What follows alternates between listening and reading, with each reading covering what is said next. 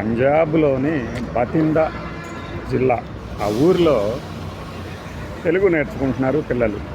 అలానే మన టీచర్లు, పంజాబ్ టీచర్లు కూడా తెలుగు నేర్పుతున్నారు. ఎందుకు అంటే భారతీయ భాషా క్యాంప్.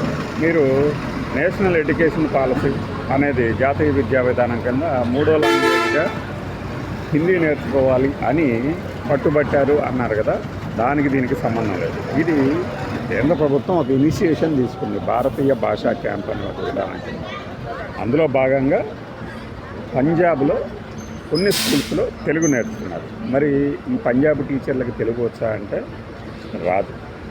ఏం చేస్తున్నారంటే యూట్యూబ్లోని వీడియోని చూసి తెలుగు నేర్చుకునే వాళ్ళు పిల్లలకు నేర్పుతున్నారు. దీనికి సంబంధించి లూధియానా, బటిండాలోని కొన్ని ఊళ్ళలో అలా జరుగుతుంది.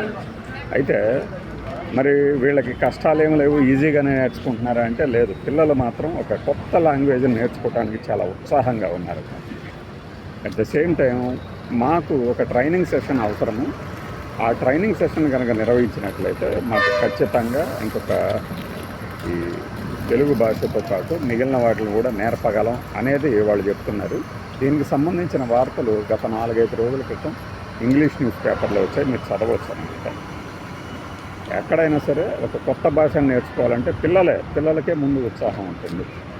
మరి దానికి తగినట్లుగా టీచర్లకి కావాల్సిన మెటీరియల్ గవర్నమెంట్ అయితే సమకూర్చలేకపోయినా ఇలాంటి సోషల్ మీడియా ప్లాట్ఫామ్స్, యూట్యూబ్ నుంచి నేర్చుకొని 1, 2, 3 అని మన తెలుగు అక్షరాలు అని ఇంకా వాళ్ళకి అర్థమయ్యే రీతిలో కావాలంటే ఈ పంజాబ్లో ఆ తెలుగు అర్థాలకి అసలు అర్థం ఏంటి అనేది కూడా రాస్తున్నారు.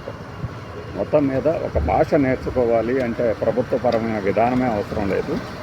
వాళ్ళలోని ఉత్సుకత కూడా, అంటే పిల్లలకు ఉన్న ఇంట్రెస్ట్ కూడా దాన్ని నేర్చుకునేలాగా చేస్తుంది. బలవంత పెడితే వచ్చేది కాదు అనేదానికి ఈ పంజాబ్లోని స్కూల్స్ అనేవి ఒక ఉదాహరణగా మారాయని చెప్పచ్చు.